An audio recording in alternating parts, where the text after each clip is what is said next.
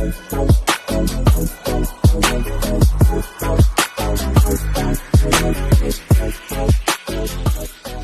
and salutations, ladies and gentlemen, listeners and viewers. Thank you all for being part of this show and the growing of this show in terms of the support. This is your illustrious host, Marlon Joseph. This is also the unapologetic, unfiltered, uncensored podcast, Speak to the Mic. Yes, I am your host, Marlon Joseph.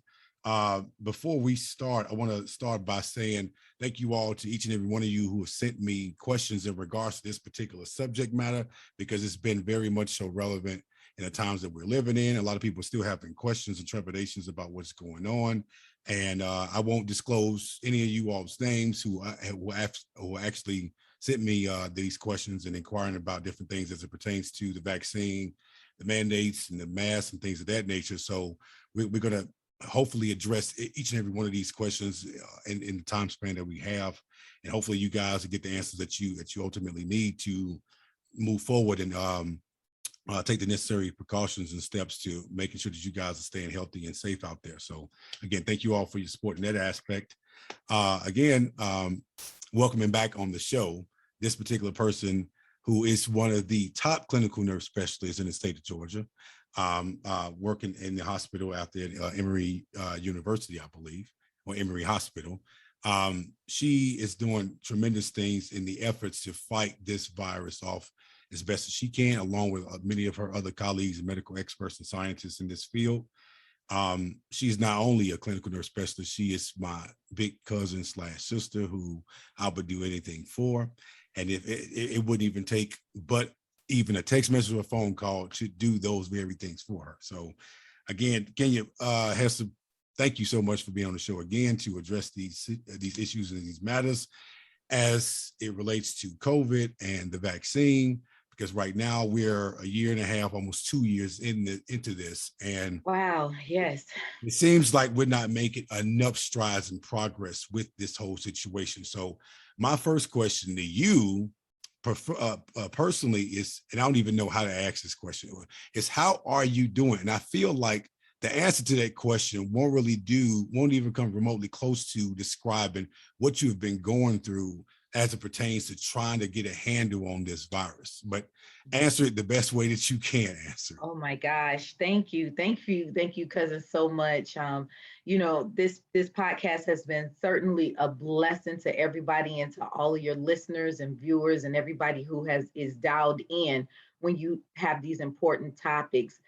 Outside of COVID-19. It's so many things that we can talk about. So I thank you for bringing me back. I'm more than happy to be back to answer these questions, especially within the African American community and our communities, because what we know for a fact is that people are less likely to listen to politicians. They're less likely to listen to healthcare professionals and even their own doctors in some aspects, but they're more likely to take advice from one of their own. Yep. And so I come readily to answer these questions for the African-American communities, minority communities in general, and everybody that's listening to the podcast, because I think the more information that you can get out to counter misinformation is very vital. It's important to saving lives.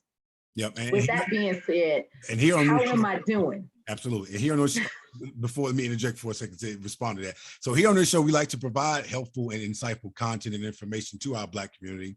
We like to also talk to everyday Black men and women who are in these professions, regardless of the profession that you're in, about the very work that they're doing as it pertains to contributing to the Black community and giving them their flowers for what they're doing in real time as far as contributing to us and helping moving the culture forward. So again, a million thanks for what you're doing, because honestly, with us being disproportionately affected by this particular virus in so many different ways and reasons, I think it's only vital that we are constantly pumping out information that we all need to be very mindful of and being able to apply to our everyday lives and being able to spread the word, because so much misinformation is being put out there, to your point. And we have to do a better job at handling what information is being put out there, because the most dangerous tool to be used against human beings is misinformation, because it basically gravitates to the gullibility of stupid people believing stupid shit out here. And there's a lot of stupid things that's being put out here.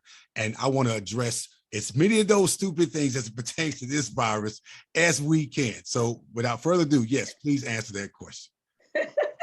Oh, Yes. So I know you like, I feel like I got to get this off my chest. I do. I have so much. So I know you do. And you're trying to do the right things for the right reasons. yes. So let me just say how we're doing. And I'm going to speak for all healthcare professionals when I say that we are absolutely exhausted Yeah. on the front lines of this virus. And I know I speak for many healthcare systems around the world, and specifically more so here in the United States, because we feel like at one point in time, we were considered heroes. We were considered people to look up to, and for lack of a better terminology, more like military members going off into battle. You know, you champion the people that's taking the fight to the enemy, and standing up for all mankind to be able to prevent those civilians in the United States from going to fight the war. Our military force is on the front line of most of those fights. However, when you compare that to healthcare workers, we very much felt like that in the beginning of this pandemic. We felt like the United States and our communities were behind us 100%. They understood the toll that it was taking as we were losing nurses and providers. And we felt like even in the midst of not having the right or adequate PPE, us not really understanding this virus and not really having the full weight of the government behind us and developing vaccines and medicines to be able to fight this, we pretty much were sent out on a rogue errand to see, to say, save as many people as you can for as long as you can, while you can. And we did that. Yeah. To our own peril, might I add. Absolutely. We lost a lot of good providers, doctors, nurses, respiratory therapists. I'm talking about people who go in to provide, to draw blood, phlebotomy in and out of patients' room, EVS staff, which is our environmental environment, people who go in and clean the rooms and turn them over, got exponentially sick. Okay. Yeah. And so we have lost a lot of our staff, okay, for those very reasons that just were infected themselves. Some people ended up leaving the profession altogether because they were taking care of aging parents at home or had kids with comorbidities that didn't lend themselves for those people to stay within healthcare. So we had a paring away of our staff in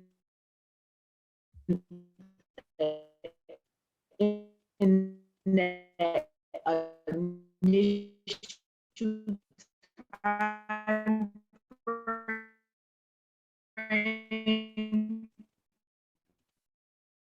the person died from this disease who are vaccinated. And so every death now has not just you dealing with the exhaustion, but you also dealing with the crushing effects of loss of life unnecessarily. And so that has taken an overwhelming effect on us. We are losing staff because I'm talking about people are retiring early. Yeah. Maybe they were going to retire in 5 years. They are taking this opportunity to say, you know what, I'm tired, I'm done. They're retiring early, Joey, in mass numbers. We have new nurses that say, I didn't sign up for this. And because people are hostile when they come into, you see the what's going on the airlines? Yeah. It's exactly what is going on in the restaurants hospital right now. That's crazy that people are coming in here ignorant when it comes to, oh, these are my civil liberties and freedoms and rights, and I should be able to do this and do that. But you're trying to do vaccinated things while you're unvaccinated. And while you're unvaccinated, and you're putting healthcare workers who are on the front line of this virus in jeopardy. And so we are having those conversations about you must wear a mask to enter the facility. And so, or you must show that you have this badge or be a care partner. And our staff members are being accosted now in record numbers. I'm talking about 352% over the amount of assaults that we have ever seen in the healthcare profession.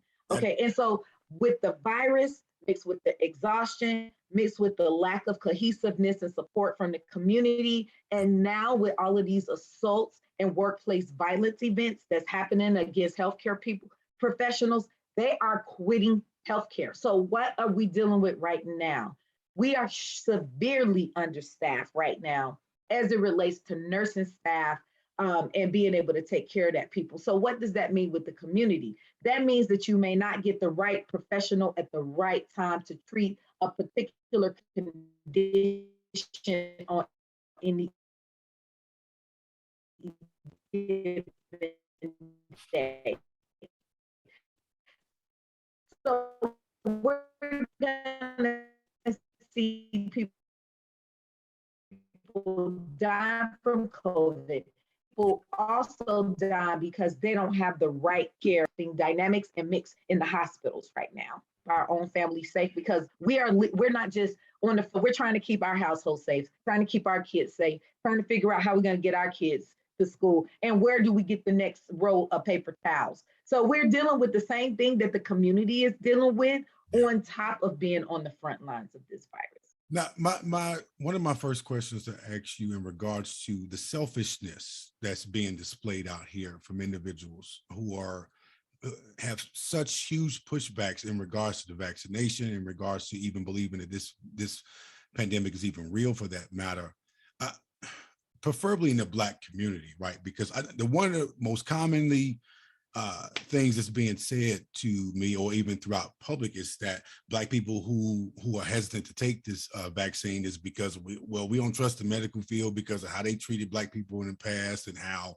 you know, they gave us syphilis back during the Tuskegee experiment, when in all actuality, the Tuskegee experiment was a 32-year experiment to basically track what syphilis had done to Black people who already contracted syphilis. And so, and then throughout that 32-year span, they didn't administer or even give them any type of medicine whatsoever. So the lack of care was more on the ends of white people in those particular times who are in the medical fields, the nurses and doctors and things of that nature, versus them actually giving us syphilis. So they didn't give us syphilis. They actually didn't treat syphilis when our people had it. So it's a big difference. And so, and understanding that obviously as Black people, we have been treated with the short end of the stick when it comes to all aspects of life. I get that.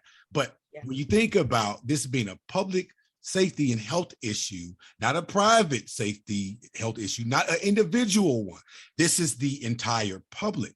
We need to be much more mindful and being able to take care of not just ourselves, but everyone around us. And for people to have such individuality when it comes to, oh, these are my selfish freedoms and civil liberties, I only want to, but you're impeding on someone else's health and life at risk. Exactly. I don't understand how did we get here in terms of being, have you ever seen, that's my question, have you ever seen people be this damn selfish when it comes to just overall protecting the health of themselves, as well as the vast majority, the general population for that matter, when it comes to being in the health field?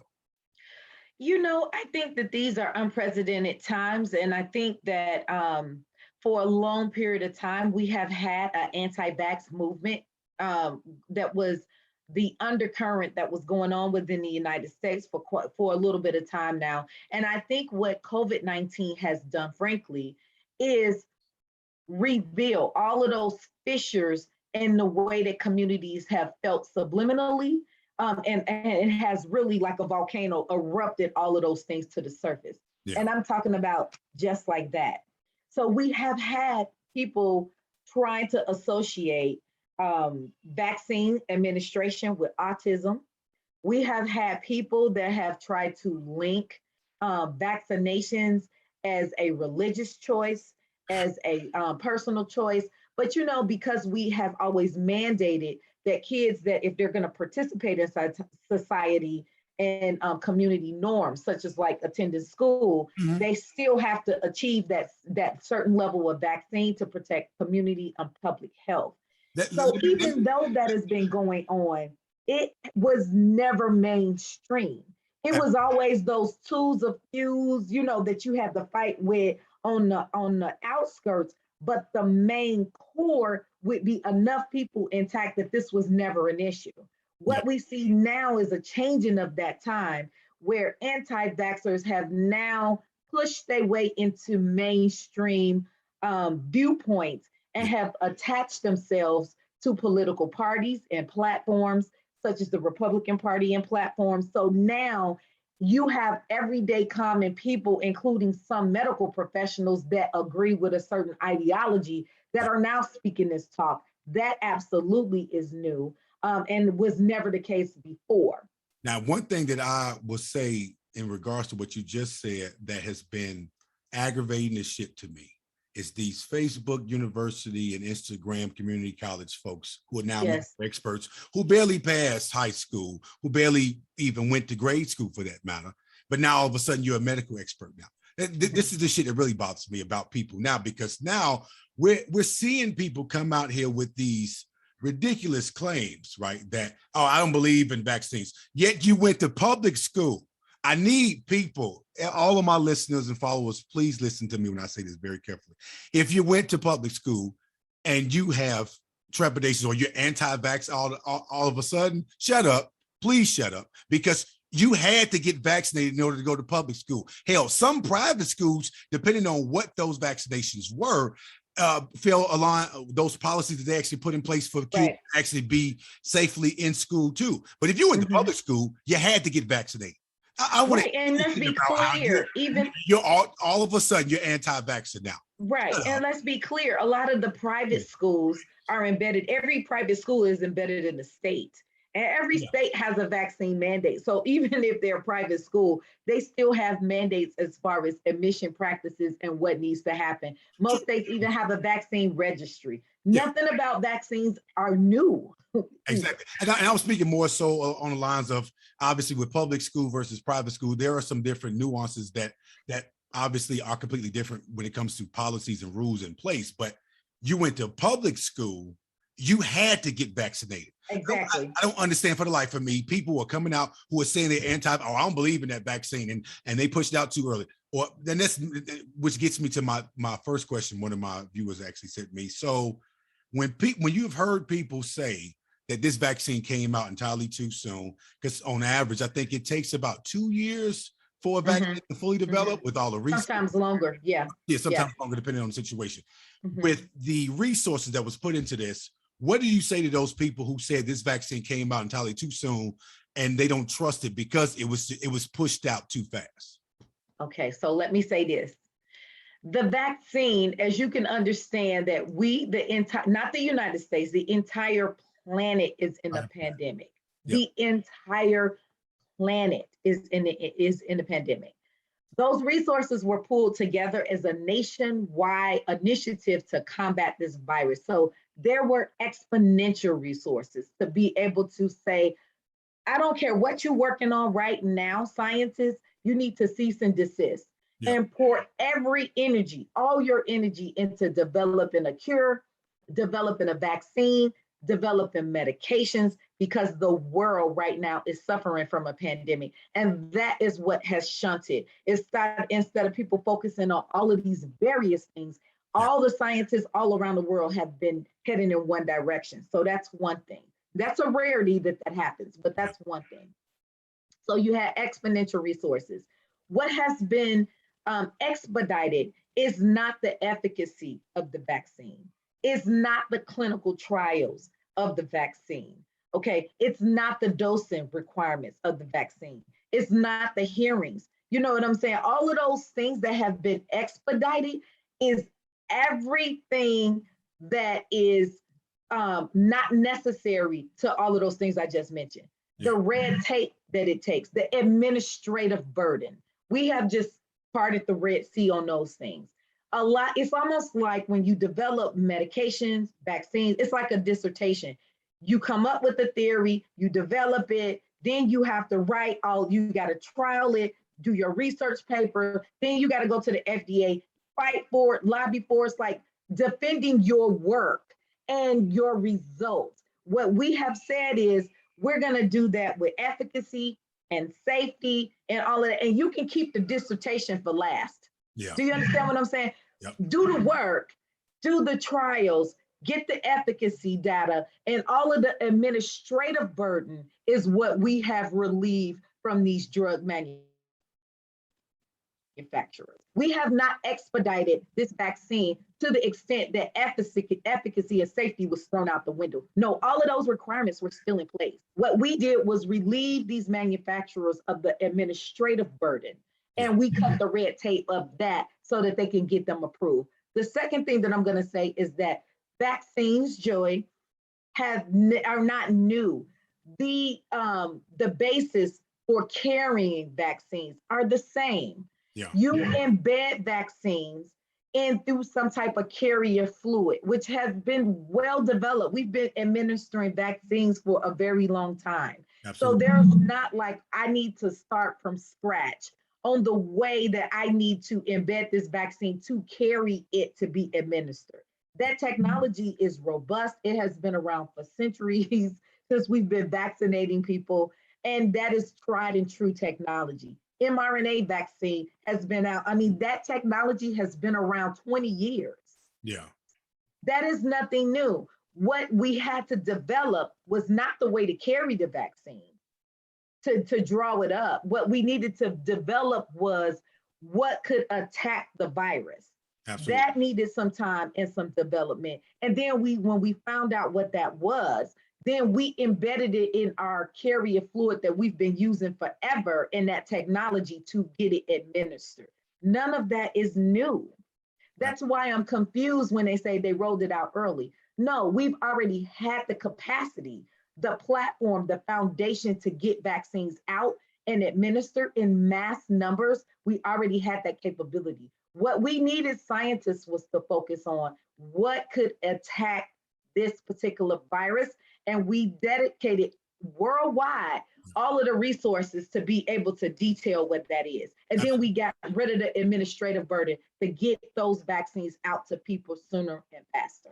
Absolutely, because something this dire need took precedence over everything else, so much where everyone had to put their resources together and focus solely on this particular pandemic. And it was to every country's benefit because things were shut down and GDPs were affected, economies were affected, people were dying, and rightfully so that happened. And it is out of that work worldwide that these vaccines were produced, were mass produced. We had to build the foundation to be able to mass produce them and get them out to people so that we could try to put a big Band-Aid on the entire planet. Absolutely. And even to the point about American, preferably, right? So if you look at the numbers now, which is still ongoing, we've had the most steps, but yet there are other countries who are not as large as America, some of which, might be relatively the same size, have a better handle on it than we do. Do you think a lot of that is accredited to the fact that we use that freedom and liberty crap entirely too damn much when it comes to being able to say, oh, well, I don't have to do this. The government can't make me do this because of this, that, and the third. Versus in other countries, people are not necessarily falling in line, but they're complying to the idea that this is not just about me. This is about us holistically in terms of being able to have a better handle on this public safety and health issue and crisis. What do you say to that when it comes to seeing just how disappointing it is for America, who has a multitude of resources when it comes to a lot of different areas, but yet we still don't have the best handle on this pandemic? Why would you? I think we really have fallen victim to our own policies and our own mindset as being labeled the greatest country in the world, a place of freedom, a place of rights. By the way, we don't have proof of that, though. We only have proof that we're the greatest country in the world. But that's what I'm saying. I'm saying up under the umbrella. Yeah. I'm using the umbrella terminology here. Absolutely. Where most other countries that live outside of the United States see us as, this beacon of hope to the world where freedoms exist, especially in those countries where they don't have the freedoms to be able to, or have a free press, or the ability to talk out against government initiatives of what, atrocities and human rights abuses and things like that. Yeah. We can march in the street, and we have been championing that and pushing that, these freedoms, and now people believe that their individual freedom supersedes public safety. And see, that's where we need to draw the line, because we all individually live within communities. Yep. And we are only as good as the health of the community. Yep. Schools can only open if the community is safe. When we have virus that's spreading exponentially, no one is going to want to send their kids to school, daycare, No one is going to want to, if you knew that there is a 98% virus rate in the community and that you could be infected at a 98% rate and 2% you can make it home safe, most people are going to stay the hell home. Yeah, exactly. And so that's going to shut the economy down. Absolutely. Nobody's going to go to work. Nobody's going to go to school. GDP is going to take, I mean, nobody's individual freedom should superimpose itself upon the health of the overall community at large. And that is where we have gotten off track. Yeah. My individual right cannot supersede what is best for my county, for my area, for my community, and public health and community health, because you can't even shop outside of the community. So community health has to supersede what Kenya individually wants to do. Absolutely. And you know what?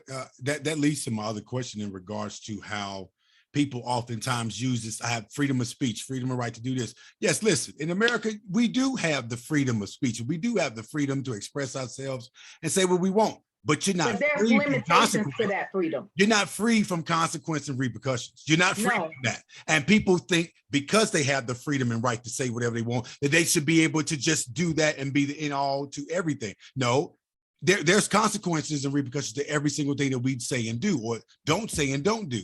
So you don't get to sit up here and say, well, the government can't make me do this. You're absolutely right. But guess what? Now, companies now are making this mandatory to actually get done in order to come back to work and be around the entire public or the entire employee body. So you're affecting companies' bottom lines when you're not complying to the very rules and policies set in place for you to follow. So now the end result is you're going to be without a job.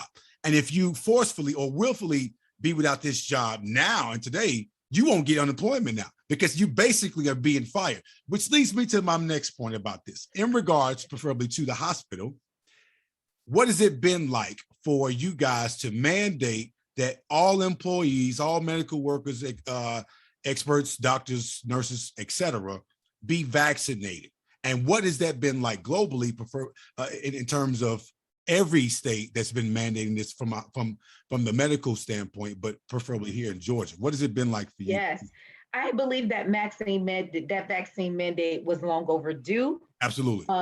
We recommended and we applauded the federal government for stepping in to make that a OSHA requirement for occupational health and safety, because our employees themselves need to be safe to do our jobs, right? Even outside of the healthcare profession, you have EMT, you have firemen, you have policemen and women. Those folks are embedded in the communities, again, rallying around the community to support the community, which puts them at a very vulnerable state, which is why we call them first responders, because they are the first on the scene, and that means the first in harm's way. If you're an ambulance person, the first person in somebody's home, who you don't know the environment that you're walking into. Absolutely. You could be walking into an environment that's less safe. That means nobody in the house is vaccinated, or you can breathe and you need some type of protection yourself, okay, as a frontline worker.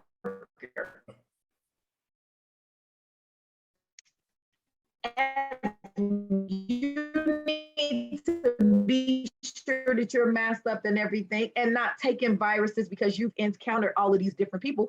How do I know that if you respond to my house that you're not bringing? So it's all of those things. Now, as it relates to, we have a vaccine mandate in place at the hospital October 1st is our deadline. And guess what we have seen? We've vaccinated up to maybe 70% of people within the hospital health system, which encompasses, it's a multi-hospital system, multi-clinic system, over 130 clinics throughout the state of Georgia. So it's a very robust, and we're one of the number one hirers here in the state of Georgia as well. Yeah. So 70% vaccination rate is a huge thing for us. That's the mass majority of our clinical staff, our environmental support staff, our clinical support staff. We did have about 30% holdouts, and then we made it mandatory and said, okay, when the vaccine mandate rolled down from OSHA, which pretty much said if you have employees, at least 100 or more, you must require that they receive the vaccine. Absolutely. And on top of that, so you had the OSHA mandate for all workers that fall up under OSHA, which is everybody. Every single body falls up under OSHA and has to meet OSHA requirements for staff safety. On top of that, for us healthcare professionals, the Medicaid, the Centers of Medicare and Medicaid Services, CMS, has also mandated that if you're taking care of patients and you want to receive Medicaid, Medicare dollars, you will have 100% of your staff members to be vaccinated. Absolutely. So those two things working in tandem together. Occupational health, for those last 30% holdouts, because they knew that October 1st was their deadline, was at overcapacity with people getting in. Some people needed that extra push. You know, they were waiting, buying themselves time, and then they needed that extra percent that said, you will be terminated. Okay, if you do not comply.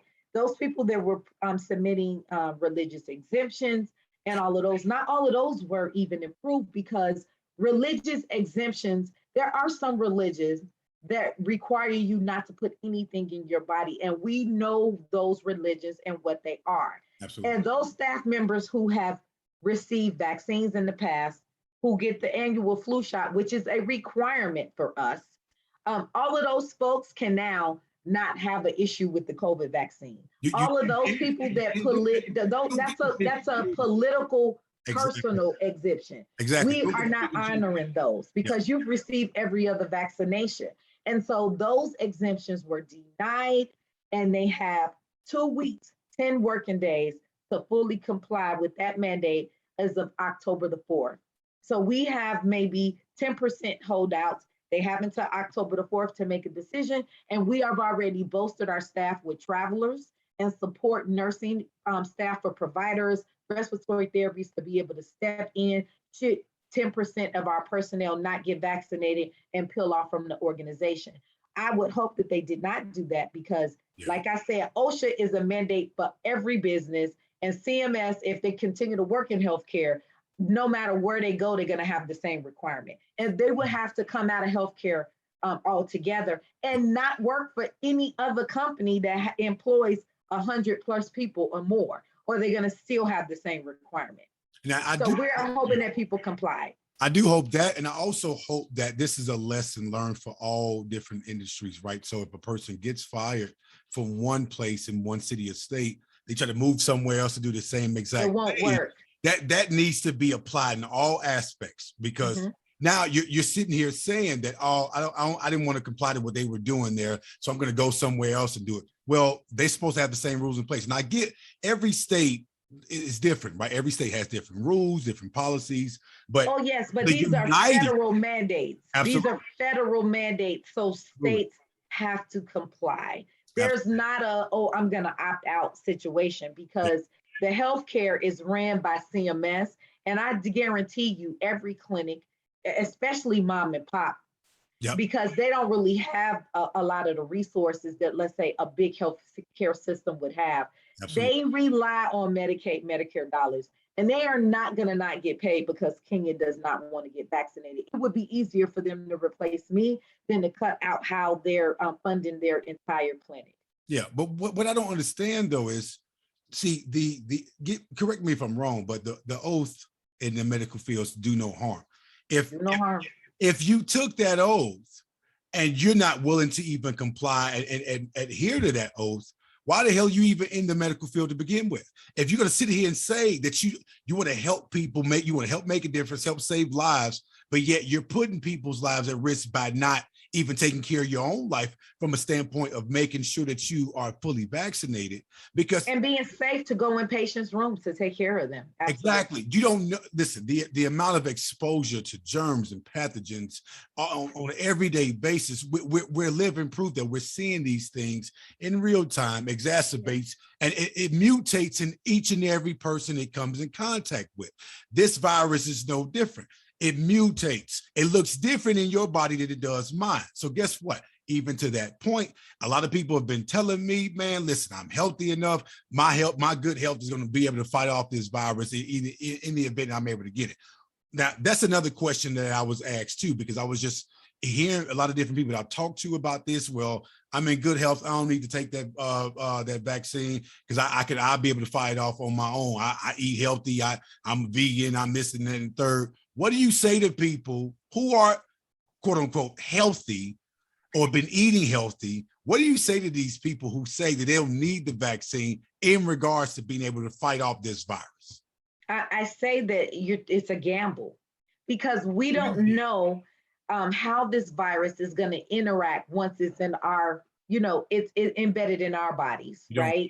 Yep. So at the cellular level, we are all different by way of DNA, yep, by way of microbiology, okay? We don't fully understand, which is why the medical profession is both an art and a science, because we don't fully understand why some patients have minimum symptoms at all, yeah, and are surprised to learn that they have had COVID. If we testing them for antibodies, they find out that they've had an exposure in the past because they don't even remember being sick. Okay, yep. Or if we test them because of a car accident or something like that, they come in, we test every patient, they find out that they have COVID. They're surprised because they haven't had any symptoms.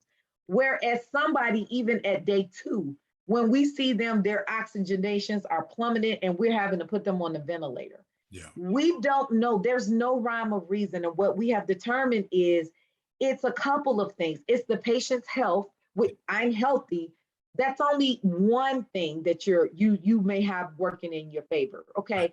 But at the cellular level, you don't know what is going on with your genes and what is it that you are lacking at the immunology level that makes you highly susceptible. Has nothing to do that you're eating beans and greens every day. It means you don't know what's writing on your DNA that will cause you to have a exacerbated flight with COVID-19. Why take that chance? What we know works. We know that social distancing work, which is me being away from you, we're just doing this on Zoom, right? We're both vaccinated people. We could do this in one room, right? We very well could, but that is a barrier, right? So distance is a barrier. Masks are another barrier, okay, to protect me from you, you from me, and vice versa. Also, vaccines is just another barrier. Yep.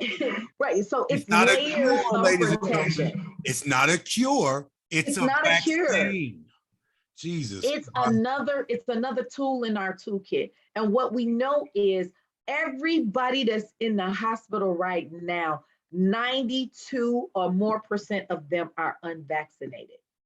I don't know what more you can say. Vaccines work. Absolutely. They always have, which is why we've mandated them for schools for all this time. We know we've eradicated smallpox just about off the face of the planet. Polio, especially, you don't hear kids even. When was the last time you heard of someone saying, "Oh, my child has the chicken pox"? You don't even hear that anymore. No, when I was a kid, chicken pox was like, oh, it would go through the whole family. You know what I mean? That was a thing. What we vaccinate against mumps, measles, rubella, all of those things. You don't see those diseases because you are vaccinated against it, okay? So because we're mandating vaccines, like you said, it's not a cure, it's just another tool in the toolkit, okay? Exactly. Vaccines work. If they did not, we would not see, right now in our healthcare system, 98% is the number. 98% of everybody that's hospitalized with this virus is unvaccinated. That's crazy and very alarming to know, especially given that I've seen so many videos of people who are on their deathbeds saying, "Oh man, I wish I would have got the vaccine." And some people even died saying, "I'm still not going to get it." But yet the people that you listen to, right? The very political figures and lawmakers that you listen to and legislators who said that they don't believe in the vaccine are vaccinated. They themselves are vaccinated. Lying to you. They have been lying to you. And even to the point about what you said about how there are some religious, religious aspects as to why people don't actually get vaccinated. I say to that too, because I know I've heard people say who have pre-existing medical conditions, depending on what those conditions are, the vaccine really doesn't help them in that particular case. So what would you say to people who so they have medical reasons as to why they can't get the vaccine. What medical reasons have you seen in your profession that would even result to someone not being able to get the vaccine, or in terms of being healthy enough to get it? So I would say each individual condition, they would need to speak to their providers about, because not all conditions are created equal. Absolutely. But what I will absolutely tell you is it's very few conditions that people will have that will make them unable or rule them unable to take this vaccine. Okay. We do have some people. So let's speak from a religious conviction. We talked about this earlier, some religions that require people not to introduce anything foreign into their body, so much so that they won't even take blood products for surgical cases, or, they will not. Yeah. Things like they that. will not take, or they don't want you to exercise any life-saving measures for them. They will say, I do not resuscitate me if I should stop breathing. That is their religious belief, that if something was to happen to them, for them not to be resuscitated. Don't administer any life-saving drugs. Do not perform CPR. Yeah. There are some religions that are entrenched in that belief, and we have to honor that belief. And so when we know we are dealing with those particular patients, and it doesn't help us if it's an emergency.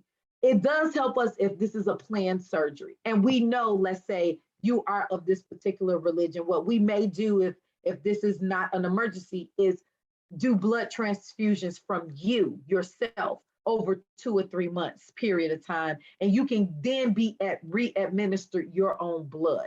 Okay. So you can be able to give blood every 42 days. Yeah. And so if we can take a pint of blood every 42 days and build up that blood supply, and then if you get in trouble, we can administer back to you your own blood. That's an option. Okay. We do have what we call a cell expander, which is really not us giving you blood products, but it's the solution that kind of works similarly in the body to increase volume. And so it's a volume expander. We can administer something like that. We can administer copious amounts of various types of hypertonic or hypotonic solutions. We can do a lot of different things, but we have to know we can give proteins, all of that kind of stuff, but that doesn't help you in the emergency cases. Okay. So those people with those religious convictions in the state of emergencies, then the families have to make some for real decisions on the spot about what we're going to do to save a loved one, given that this is something that we could not plan for. Yeah. So those same folks, I was going to ask, have a religious conviction about vaccines. And then those folks we have approved those exemptions for, because this is the way they live culturally their lives. But they have to do certain things in the hospital. They're in mass 24/7 because of that religious conviction. We can say, we're going to honor that for you, but this is your mitigation strategies that you must adhere to while you're working in our facility. Okay. I was going to ask that because I was always curious to know, with those religious exemptions and convictions, do it conflict with the very oath that you guys take as medical experts, or just people who are in the medical field in general, right? So I'm often wondering, does that even conflict at all, where certain things that you are known for doing, or you actually went to school to do and administer to people, does that get in the way of what those exemptions or convictions are? And if so, what are the alternatives when it comes to, okay, well, do we treat them at all? Or is there like a set amount of treatment that we can give them that would still fall within the lines of not breaking, their exemptions or their convictions? Right. Yeah. And so what we don't want to do is we don't want people, most of the time what I see, I'm going to speak for what I see, is that religious conviction is for that individual person. Okay. And so we have mitigation strategies to be able, like they're in a mask for the totality of flu season, if their religious convictions is such that they can't take a flu vaccine. All of those things, we mitigate the exposure to patients and try to honor somebody's personal belief. What we have not seen is that belief translated onto patients, meaning they now not want to administer a vaccine to a patient, or not want to, you know what I mean? Now that's where we draw the line, because your personal convictions cannot alter the way that we take care of patients. Absolutely. You know, so patients are entitled to the care that they deserve and that their convictions deem appropriate for them as a patient. And so any nurse or healthcare professional cannot walk away from a patient, cannot deny care to a patient, cannot say, I'm not going to take care of a particular patient. That is contrary to the oath. That's contrary to do no harm. And we would never honor any such request from an employee. Now, okay. Now this leads to my next question in regards to this very thing, because this has been surfacing quite some time now since this pandemic occurred. Now, there's been speculation and talks about hospitals possibly turning people away who are unvaccinated, because obviously the ramifications of which they bring, which would ultimately even affect the very people who are administering that particular medical assistance to them. So would you say that this is a real thing that could potentially happen in the near future when it comes to, all right, you're not vaccinated, we're turning you away? Because so many vaccinated people are being turned away who are obviously dealing with other ailments, injuries, and things of that nature, because there are not enough emergency rooms and not enough surgery rooms or enough just beds in general in the hospitals because of so many of these COVID cases in regards to the unvaccinated.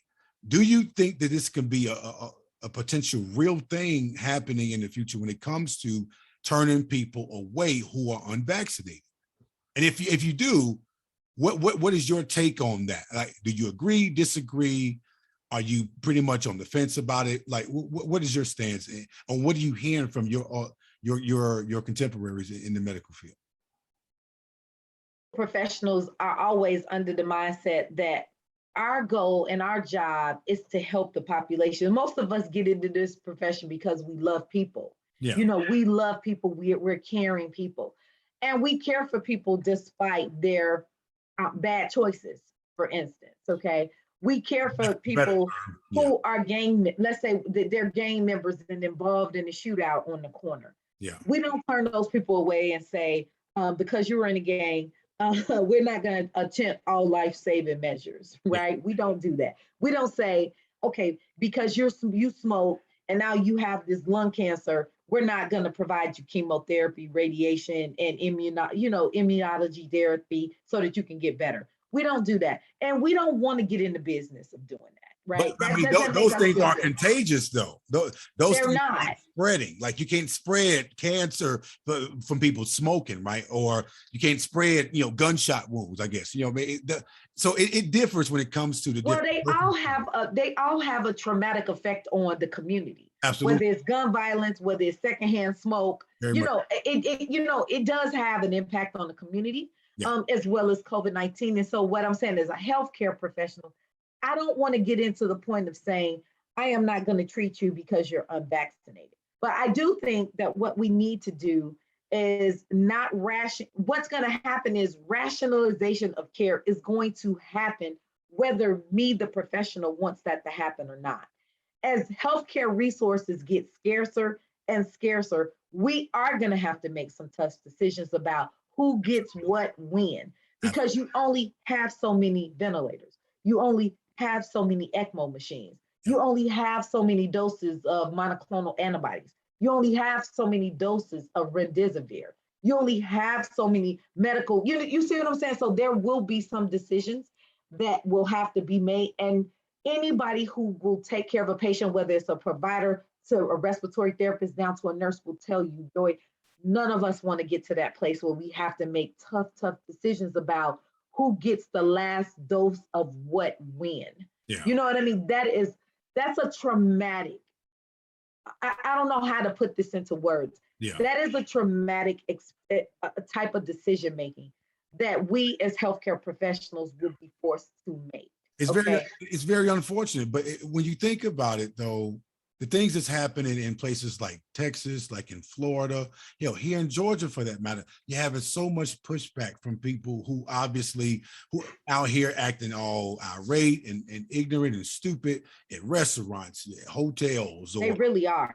And they just really impeding on people's like private space, public, and they out here in public with no mask, claiming I can't wear a mask and I have a breathing problem. And I need to know, Jesus, help No, me. there's no What breathing in the problem that's going to world? prevent you from wearing a mask. Please There's help. very few medical conditions that's going to warrant a person not. They say, well, my immune system is low. You are the very person who needs this vaccine because your immune system is low. Now, there are some people who are taking immunosuppressive drugs. We're suppressing their immune system. Yeah. Okay. And so that's why I say all of those people need to talk to their providers, because there's a certain thing that needs to happen to make them eligible to take the vaccine. You may need to peel off of those medications and dial that medication back for a couple of weeks to allow your immune system to recover somewhat, then get that vaccine, wait a couple of weeks, and then get back on that medication. You see what I'm saying? So there's all these nuances and rules depending on what's individually going on with a patient. Pregnancy is not, just because someone is pregnant doesn't mean that they don't get a vaccine. We vaccinate pregnant women all the time Absolutely. for the safety of the not just the patient, but the baby. The baby is unable to get vaccinated over a certain period of time. And we recommend that those mothers are breastfeeding Yep. as much as possible, because you pass on antibodies to that baby, which is intent to get them to their, till they can get vaccinated, which is at like 6 weeks or 8 weeks or whatever is that first vaccination Now for these kids. I'm living. Exactly. Yeah, listen, ladies and gentlemen, my wife and I just 2 months ago, almost 3 months ago, gave birth to my son. And prior to that, my wife was pregnant with him and was fully vaccinated. There was no issues. There were no side effects. There's nothing wrong with our child. Our child is beautiful and healthy, strong, and full of life. I am here to tell you all that I'm a living testament of that, because I've seen that. I am fully vaccinated. My family is fully vaccinated. And my cousin here, Kenya, can tell you this. In fact, she has made it clear to our family here in Georgia that we were going to get vaccinated, because it was the right thing to do. And it was the healthier choice to make for us. And I appreciate her abundantly for that particular decision that came down to each and every one of us for us to make. And so for that, because that was another question that was asked too, is it safe for pregnant women to get vaccinated? It is safe. It is. I'm telling pregnant women, if you are pregnant, please, please, please, especially Black women who are having some serious poor outcomes already as it relates to maternal mortality rates. Absolutely. Please, you guys, go in and take this vaccine. Okay, we already have a disproportionate number of African American women who are dying in childbirth, okay, who are having serious complications, whether it's with the placenta or the baby or having abruptions, all of these things, low-lying placenta. We are losing people with ambiotic embolisms, all of these things that make us already put us at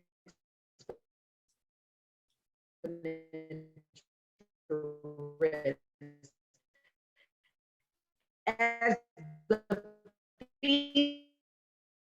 fetus grows, the diaphragm.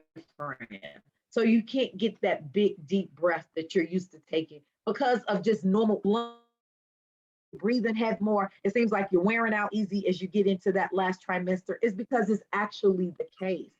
So what we're seeing, Joey, is a lot of people in that second and third trimester is getting COVID-19, and they are experiencing severe disease because of just being pregnant and everything that goes along with the increased blood flow and rate and increased heart rate, respiratory rate, which is natural, is now compounding a respiratory virus type situation. Those women are ending up on ECMO machines. We just had one die on Thursday. Oh, wow. Had to deliver this baby emergently, and then this mother never lived to hold her child. So I'm telling you, I am begging, if nothing else is taken from this podcast, I am begging for African-American women, minority women, and all women all over this United States and the world, If a vaccine is available, talk to your provider and please, please, please get vaccinated. There has been 0 incidences of harm to fetuses or causing a pregnancy not to be viable after this vaccine. Yeah. And we have given vaccines to prevent the whooping cough when a woman reaches 26 weeks of pregnancy. If they have not had that vaccine, we're administering that vaccine to prevent pertussis in kids. Yeah. Vaccines are safe for pregnant women. Please, please, please seek medical advice. But what we're seeing as it relates to pregnant women is alarming and is distressing right now. Yeah. One of the other concerns and trepidations in regards to this vaccine itself has been what's in the vaccine, right? So there's been a lot of talks, a lot of speculation of this, that, and the third. And I've even had people argue with me that there's aluminum in the vaccine. I said 0 aluminum. So let's talk about it because we have to dispel this dis and misinformation. And I think I spend more time dispelling that than I actually spend time giving actual advice about true medical conditions that women, like for pregnant women, that they may have about making a conscientious decision about, Absolutely. Okay, if I have lupus, can I take it? Oh, I'd love to get in that dialogue because let's peel that back and let's talk about how you can do this safely given the medications that you're on. Those are the conversations that we want to have about aluminum being in vaccines and about people being magnetized, people having enlarged prostates because of it. And I was going to get to that. All of this I don't want to stuff laugh is at foolishness. that, but this is ridiculous. It's ridiculous. It's like we truly have sensationalist medical issues and concerns that people have that we need to spend our time addressing and addressing this foolishness that is completely no taking this vaccine. It's the MR. All that means is that it's the type of technology that is used to carry this vaccine, which has been out for, like I said, 20 or 30 years. The mRNA platform has been developed. It's a way to carry vaccines to a person. It has nothing to do with DNA alteration at all. I mean, nothing.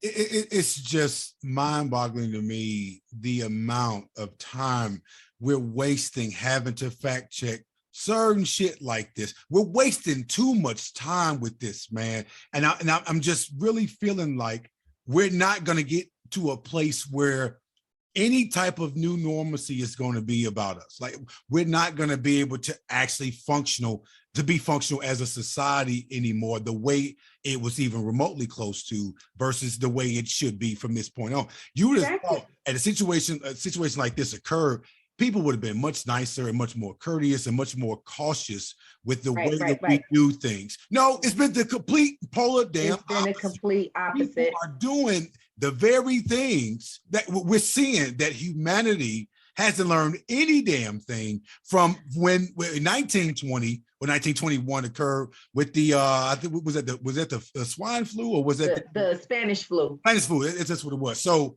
even during that time, we didn't have nowhere near the resources that we have today. That was 100 years ago. And this is a self-inflicted injury. 100 years ago. Yeah, this is a self-inflicted injury right now. And let's be clear. Let's be clear about this other thing about someone injecting them with things. They don't know what's in it. The same people. I just want to be crystal clear here. All right.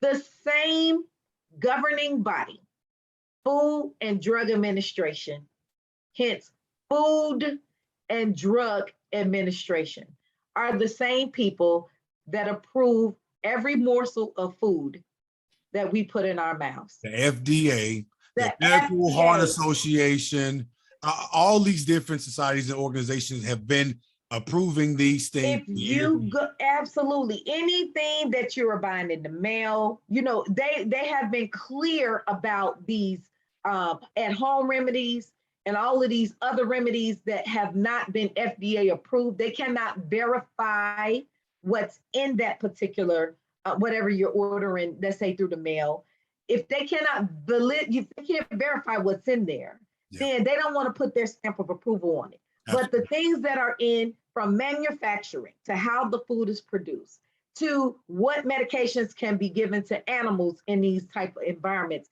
is regulated. If you go in and read everything that's on the back of something, it has ingredients that's mandatory that is listed. It has been mandated by the FDA. And I don't see anybody, no one has stopped eating any food related to concerns with the FDA. And I would say, if anybody had any interpretations of issues, why is there's no reservations about any other thing that the FDA has already approved that people are using? I don't understand. Over-the-counter Tylenol, over-the-counter NyQuil, all of that stuff you are taking, drinking, eating without one issue, and it has been approved by the same people as this coronavirus vaccine, as the COVID-19 vaccine. I'm about to get real ethnic right there now, because folk getting on my damn nerve with this shit. So you're sitting here, you're telling people, do your research, or you are the research. You ain't read not a damn bag of chips on the back. You ain't read the back of the ingredients. And you don't know what's in there, but you're eating it. You're eating it. You don't know what's in the damn Tylenol, but then when you got a damn headache, I bet you take one. Like you go right to the store and buy over-the-counter Tylenol that the FDA has approved, and you believe that it's Tylenol in that vial. Right. However, these are the same people who have approved every other vaccine that all of us have gotten from the time we went to school, and everybody got them, and nothing has happened to them. Now, all of a sudden, now this COVID-19 vaccine, nobody can agree, or nobody trusts the FDA, but you trust them to eat and manufacture your food, your drinking water, everything else in the store that has a label on it. Eating mashed potatoes or potatoes in general. You eating all this other shit. You ain't read. Do you not see the irony in that? So when people start talking to me about the FDA, about the folks that approved this vaccine, but I'm like, you're eating and drinking everything else that they have already approved. You trust them to do that, but you don't trust them to do this one thing? This is what a bus stops. That's ridiculous. You inject all this shit in your body on an everyday basis, but this is what a bus stops for you. This is what a bus stops. This is too much for me. This is a bridge too far. Wow. This is a bridge too far. Really? So you ain't. I guarantee you, if they go into their cabinet, Joey, go into your medicine cabinet, look at any medication that you bought for your kids, suppositories, whatever it is, stool softeners, anything.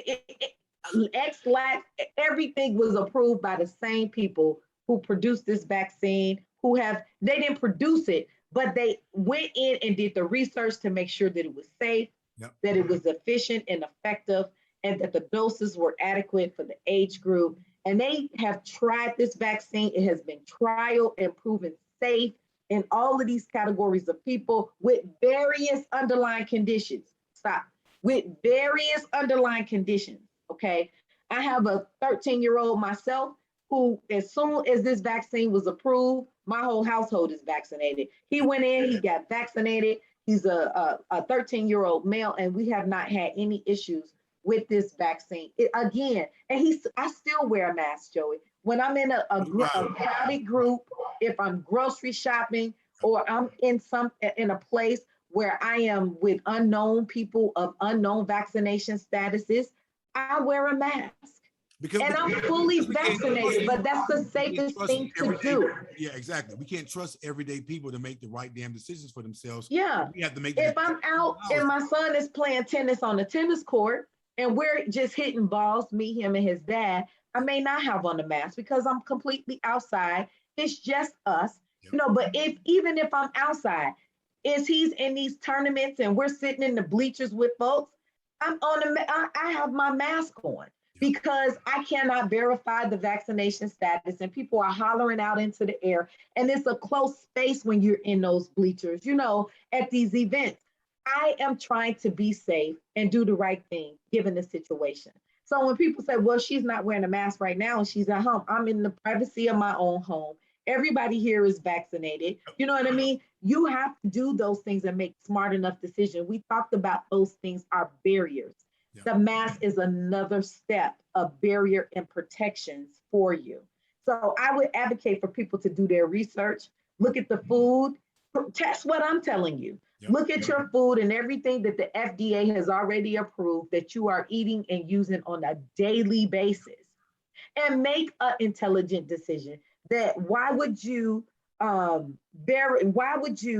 say to yourself, I'm in agreement and I believe that they're doing the right thing by me with making sure my food is safe and my over-the-counter meds are safe. But this one vaccine that they have told us is safe, I don't believe them, but I believe them for everything else. I don't get it. Especially given that we live in a society where celebrities, unfortunately, have too much power of influence, right? But and they oftentimes they don't use it the right way, right? So Exactly. speaking to something that you just mentioned earlier in regards to the enlarged testicle thing, right? So the Nicki Minaj situation just blew the hell up, and it was chaotic at how much resources were put into fact checking her because it was her friends cousin in Trinidad. The very health expert in Trinidad even spoke out about this and said, unfortunately, we wasted too much time trying to fact check this. There was no validity, no truth to it whatsoever.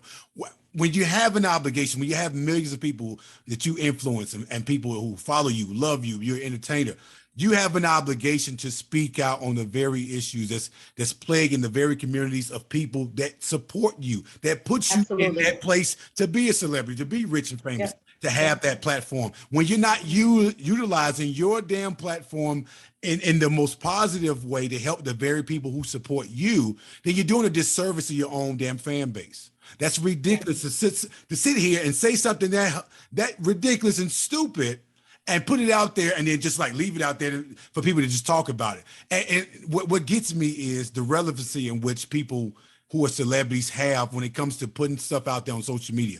They get so much buzz. And I'm not a fan of all publicity is good publicity. No, the hell it's not. Negative publicity stands with you and stays with you for much longer than good publicity does. But we don't want to even put any attention to the positiveness that people actually do. Right. This show is about speaking to everyday Black men and women who are in real time making a true impact in our communities from all professions. Now, and keeping it 100. Keeping it real on this damn show. And we're not holding any damn thing back because this is information that we need to have and know when it comes to helping our community move forward culturally from a cultural standpoint. Because in order for us to advance, we're not going to be able to do one or two instances. It's going to take all of us to do our damn parts. But go ahead. Exactly. And then the mistrust in healthcare. I don't get it. Mistrust. Let me. I don't know one person that would sit home and be having excruciating chest pain. Like you're gonna find your way. You're gonna find your way to a hospital and say, ma'am, nurse, doctor, I'm having chest pain. You can believe and trust in us. You trust us to put an IV in your arm, administer medications. You don't know what I gave you. You don't know, you trust in me. There's a certain, what am I saying? There's a certain level of trust, right? Yes. That has to happen between the community and the healthcare profession.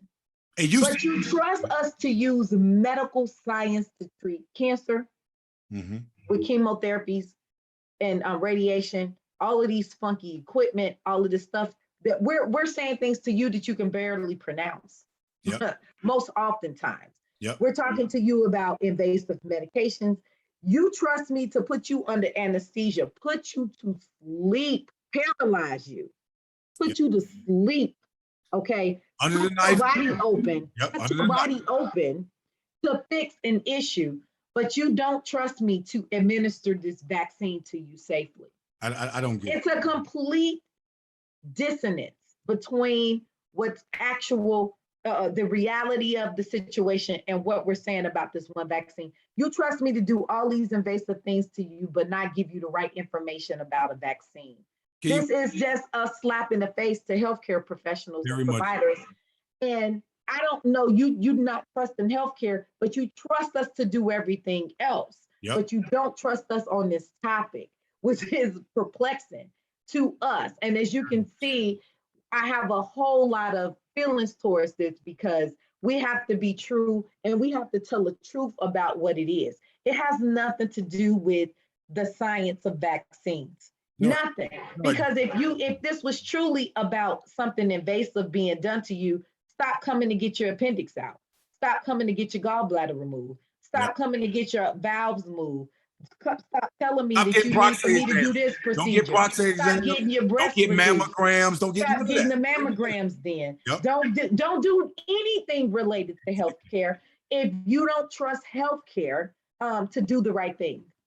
My thing is too, King, what really perplexes me about this is the pushback from the Black community. We cannot afford to make any more mistakes in regards to when it comes to our health. We've already had a history of not wanting to listen to doctors any damn way. And that's why the average Black person lives no older than 60 to 65 years old because of the things that we've injected in our bodies for so many years. All the good food that mama and auntie and them then cooked for us was good, but it wasn't good for us. It wasn't good for us. But yet still, but it causes us to have hypertension, high blood pressure, high cholesterol, clogged arteries, all these other different things. But now we're sitting here saying that the very opportunity we have to actually take advantage of being able to preserve life for ourselves, we don't want to do that. I don't understand for the life of me the pushback from the Black community because we are disproportionately affected by this more than anybody else, which means we cannot afford to mess this up or to miss this opportunity to preserve life much longer and healthier than what we've already had. I don't exactly. And we have got to stop what makes people believe that taking ivermectin, which is a drug for horses to treat parasites and worms and horses and other animals. You know, why are we taking this medication? You don't believe in human medicine. Getting a vaccine is invasive, but you feel okay taking hydrochloroquine, okay, and taking ivermectin that has no medicinal purposes for human beings. And so let me back up because I lumped them all together. Ivermectin and hydrochloroquine is two separate drugs. Hydrochloroquine is one thing, ivermectin is another. Absolutely. Ivermectin, however, is specifically for animals. We have used it for people who have had parasites that have and that has not gone away, or we have not minimized those parasites that are embedded in people's bodies over time with our traditional antibiotics. For whatever reason, some people can become resistant to antibiotics. And so we have launched out into the deep and used ivermectin for those complicated cases, which are very rare. But when we give that to people in the hospital, it is never at the dose that we would give to an animal. It's a third. It's you giving them a third of that dose, not the full dose that you would give anybody else. And that is for specific parasites that are untreatable with today's antibiotics. Nobody in their right mind should think that ivermectin, that has not even been proven effective against COVID-19, should be used instead of getting a vaccine. Yeah. How is that less invasive than receiving a vaccine? You putting your trust in something that has not even been proven, that doesn't have efficacy data, that hasn't been tested on people, that does not have a dose that has been deemed safe, which is what the FDA has put out and done so with the COVID-19 vaccine. What I don't get to is that, and I'm solely convinced of this, right? So ivermectin and hydroxychloroquine, I'm convinced that people who are pushing the agenda to take this medication, they have a monetary investment in this shit. They didn't take this medicine they themselves. They're sitting up here pushing it out for people to do it because they have stock in these very damn medications. So and we looked at hydrochloroquine. We looked at hydrochloroquine and its effects, okay, on the body. We looked at that with the data, and the data is clear. There is no evidence that hydrochloroquine reduces mortality rates or reduces severe infection with this virus. Yeah. Hydrochloroquine has its place. in medicinal practices. But what the evidence has suggested, and it's clear, is that it has not been beneficial when we have given it to patients. Now, we do have something in healthcare that's called the right to choose, meaning if you have somebody that is dying, the families do have the right to try whatever else could possibly be out there as a last ditch effort to save their loved one. Okay. Right. And there's experimental drugs, because we're testing drugs all the time. But even the way that we do experimental drugs and treatments, Joey, have to be done in a safe way, an ethical way. That means we cannot unethically treat people with medicines that we know don't work. Absolutely. Okay, there is a lot of unethical, right? That is unethical behavior. Yeah. For me to inject you with something that is going to kill you, and I know that it's not effective, whether you know that or not as a patient, that's unethical for me to do that. Yeah. So even our people who are in these trials, let's say they're terminal ill and they're in these trials, we tell them, look, this is what we know about this medication today. We disclose to them all the evidence that we have. And we say there's a chance that this could be effective against this cancer or whatever it is that they have. And we give them the right to choose to participate in these trials. They have the information, and they may say, you know what, it may be too late for me, but if this drug has potential, it may not save me, but I want to be a part of this trial, because at the end of the day, we still have to find a cure. Absolutely. So if me participating, it's experiments. And so you exactly. But you have to be, it's not experiment and we don't tell you, we have to give you all the knowledge, and you agree to take this medication to say either I want to participate to make sure that this drug is safe for everybody else because it's not going to help me. Or sometimes those people are saying it's a chance this drug is being, could potentially help somebody. But even if it can't, I want to be a part of the trial to rule it out.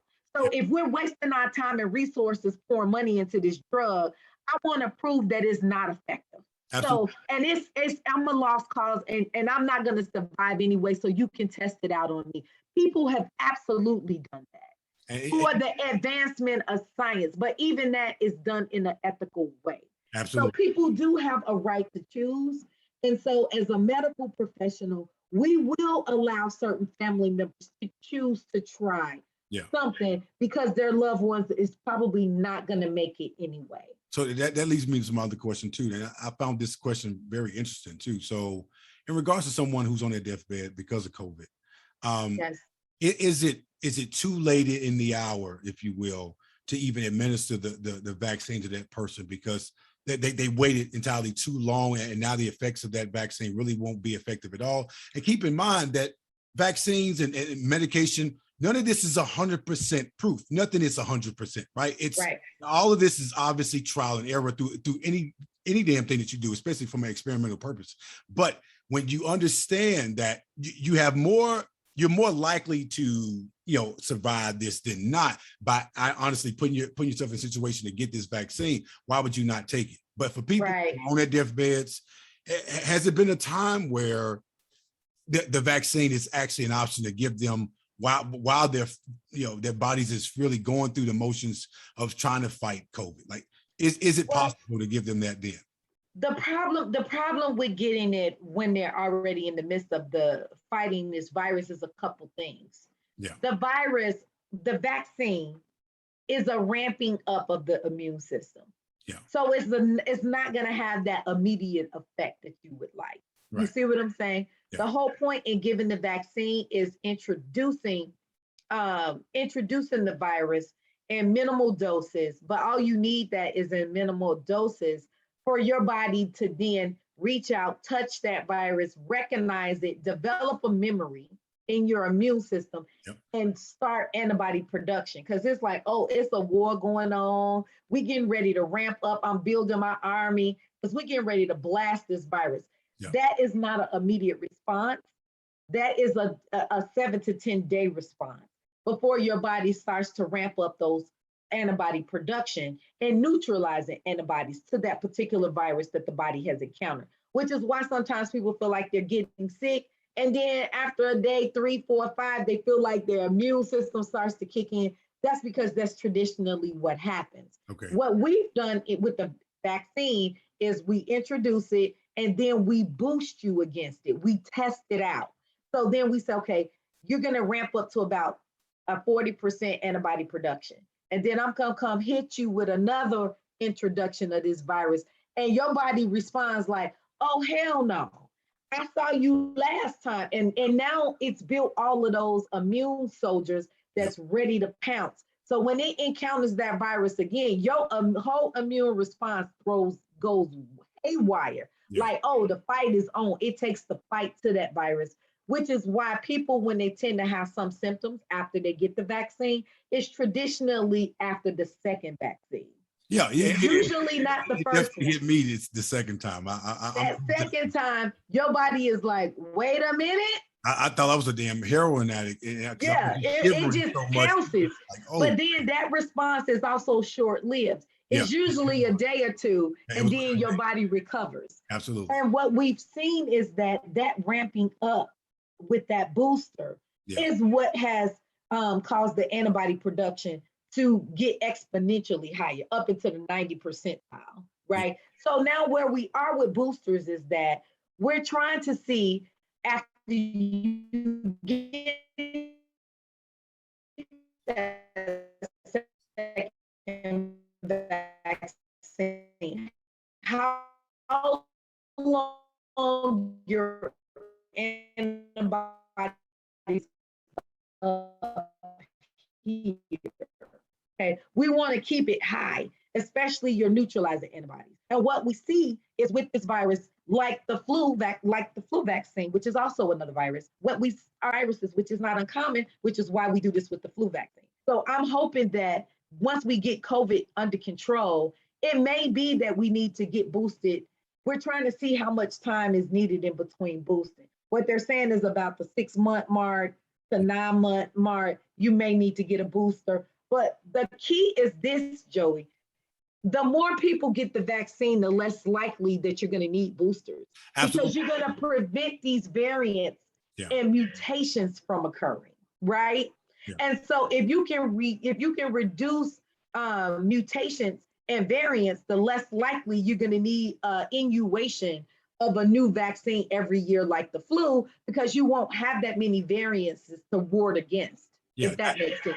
Yeah, that makes perfect sense too, especially given that you just jumped to my other question before I got to it in regards to the booster shot, right? So I recently saw that obviously the elderly people are more eligible to get the booster shot. And if you are immune compromised, if you have any pre-existing medical conditions, then you are basically suggested you need to get it. You need to strongly advise to get that booster shot. But for everybody else, because everybody else is still wondering, oh, well, they say we don't need a third shot now. I think. But in healthcare workers, any of those, if you work in and I consider those that work in the hotel industry or any part of tourism, as well as the people who stock our shelves, anybody that's providing a service in the community that puts them in people's faces in contact a whole lot are at risk. Those people, healthcare professionals, police officers, fire department, they also can go in and become boosted with the Pfizer vaccine.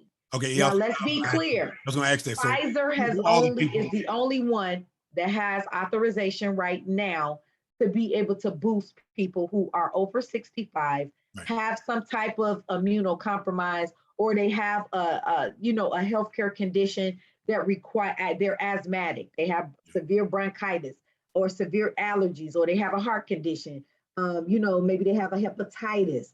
All of those folks, a blood disorder, those people need to get boosted because they're compromised no matter the age. And then all your frontline workers also have the opportunity to get boosted with Pfizer.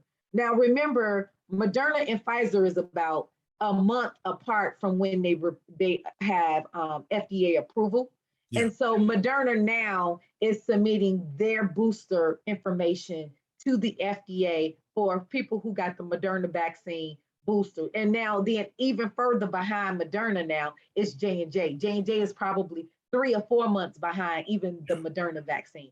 So just remember the vaccines that you got in the past and wait on the FDA to approve that booster dose for those folks, right? Okay. And we do anticipate that the same criteria, over 65, immunocompromised, or if you have an extenuating healthcare condition or you're a frontline worker, yes, we're going to recommend that those folks get boosted. Probably so when Moderna gets their approval, also when J&J gets their approval. Remember, you have to be 6 months out from your last vaccine. Okay. So when I got my vaccine, I got one in February, and then I turned around and got the other one in like early April. So I would have to be 6 months out from that vaccine. That second vaccine is when I would be due as a healthcare professional to get my other dose. Okay, yeah. So I was going to ask about that too, in regards to people who are fully vaccinated. So this is one of the questions that I got. So one person said, is it best to stay quarantined instead of going to the hospital if you catch the virus after you have been vaccinated? What I would say is it depends on your symptomatology. Okay, so I want to ward against people from staying home for extraneous periods of time. Anytime you get to a point where you are having shortness of breath, where you're starting to feel that your respiration rates is higher, that means you now have developed a work of breathing. You shouldn't have a work of breathing because I'm talking to you and breathing at the same time. I'm not huffing and puffing. A work of breathing is people who are, they are literally working to breathe. Right? When you developing a work of breathing, heart rate where you feel like you're having heart palpitations, or you're even not lucid, you're resting too much, or you're feeling like you're not coherent. All of those are telltale signs of low oxygenation, and you need to get the hell out of the house and get to the hospital for any of those types of conditions, especially an abrupt onset of that condition where I have an increased work of breathing all of a sudden, because that can be indicative of a COVID pneumonia. It can be indicative of a PE, which is a pulmonary embolism. And what we see with COVID-19 is causing microvascular clots. And so those clots are lodging themselves in the heart, lodging themselves in the lungs and the brain. So when we see these patients, Joey, sometimes they have suffered a stroke at home. We think that they're breathing hard because of COVID, and then we do what we call PE testing and realize that their INR is off and all of these things, and that they could potentially be having a clot someplace, and do a chest x-ray and a CT scan and see that they have lots of clots in their lungs or in their heart, or they have a COVID pneumonia. Those things require severe antibiotics, IV, not oral. You need IV antibiotics. You need to be put on where we can check your oxygenation status, maybe O2, and you could potentially need remdesivir as well as a steroid. So do not stay home if you are starting to have abnormal symptoms or work of breathing, or if you sleeping a whole lot and you're losing your ability to be coherent. All of those things require an emergent visit to the emergency department. Now there's been, unfortunately, there's been a war between the vax and the unvax. Yes. And with that being the case, the unvax made it their business to justify them being unvaccinated by saying, well, the vaccine doesn't work. You can still die from COVID. What do you, and I know for a fact, and I'm not going to even guess, I know you've been hearing this too damn much. What has been your response to people who say, even though they're vaccinated, people can still die from COVID, even being vaccinated? Nothing is 100%. Like I say, right now, we have the people that's in our ICUs and in our acute care settings are 98% unvaccinated. So that means there's 2% of people who are there that have received some type of vaccine that's having a very elongated case or an exacerbated case of COVID-19. Those people typically have comorbid conditions, or have some type of issue where they're immunocompromised, where they're on some type of immunosuppressant, or they're elderly, and elderly just do not do well from a physical standpoint because they go into this virus not at 100%. There's all types of reasons why that 2% do not do well or don't fare well. Obesity is another risk factor for this virus. for people who are severely morbid obese, they don't do well because they are at risk for respiratory issues already just because of their size, which is why we don't do surgeries on those patients, because they become very risky to put under anesthesia. They become very risky to get off the ventilator because of their respiratory conditions. What we have seen is those people, as well as diabetes now, what we see an emerging trend with people who are diabetic with COVID-19 also are not doing very well as a comorbid condition if they encounter the coronavirus. So those people that have those conditions, that's why we're advocating. If you have those conditions, those layer of protections, social distancing, masking, the vaccine, right? Those are your layers of protections, beloved. Please, please get that vaccine as a layer of protection. Absolutely. 98% are unvaccinated, and there are about 2% that still may struggle with this vaccine because this vaccine is not 100%. But please, I would take the 98% over the 2% any day. Yeah, and you have a lot of people who now, one of the talks is too, is that people think because you're vaccinated that, you basically, it's an immunization. It's really not. And it's basically to help you fight off the virus in the event that you get it. It's not going to keep you from getting the virus. It's just, no, it won't. It's in the event that you get the virus, you'll be more likely to fight it off and not have to be in hospital. The vaccines have proven their case that they will keep you 98% of the time from being hospitalized and 98% of the times out of the morgue. And that is our goal with vaccines. Like I said, I run down the situations where I still wear a mask. I wear a mask 100% of the time at work. You will never see me unmasked when I'm working, ever. And even after COVID-19, I think I will always wear a mask in the hospital setting because I never know as a frontline worker what I'm going to encounter on a day-to-day basis, right? It could be not this virus, it could be the next superbug that's out. And I'm going in and out of rooms talking to family members, educating nurses and families all over the healthcare system. And so I need to protect myself as well as be a protection to my own family, right? So I probably will, even when masks go away, if they ever do, I will always be in a mask of some sort. I don't see that happening anytime soon because I don't. This opened my eyes to make me realize I can't trust society. I can't trust humanity to do the bare minimum, the basic element of being human beings, which is basically being kind and respecting one another regardless of indifference. My expectations was entirely too fucking high for humanity, and I realized that. So I'm blaming myself personally for this, for even expecting us to do better than what we have done. Right. Yeah. So vaccines, I mean, they're out there to help us. They've been supporting generations. They've been supporting a lot of generations for a very long time. So we have to do two things, Joey. We got to walk and chew gum at the same time. So we need to get this information out. We need to vaccinate the United States, but we're not borderless. Yeah. So we also have to vaccinate those third world countries. Otherwise, as people are flying in and out, they're going to bring those mutations and variations within the United States. Yeah. So our job is to vaccinate us, the United States. The us is in the USA. The us is the US part, as well as our surrounding communities outside of the United States. So our partners in Canada, Mexico, Haiti, South America, everybody in our neighborhood, we need to start to help to get vaccinated, especially in those poor countries, okay? Absolutely. And then keep letting it reach out. The countries that can afford to do this, we need to be able to do that to stop the mutations from occurring.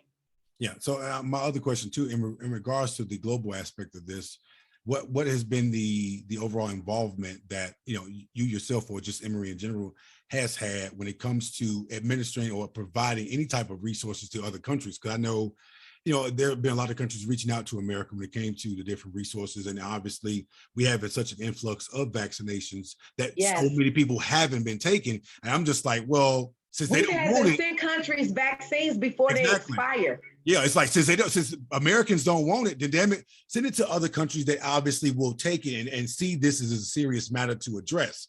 Go ahead and send it off to those people and to those different countries who need it, because we obviously taking it for granted. The very rights that we're giving, we sit up here saying free healthcare is communism or it's socialism. I don't understand for the life of me. How the hell is free healthcare for the entire country and every citizen that lives in it? That's somehow a bad thing. I don't Right.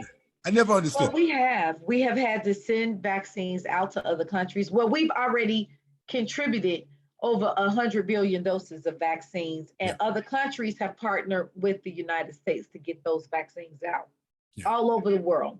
And they've already started the delivery of those vaccines.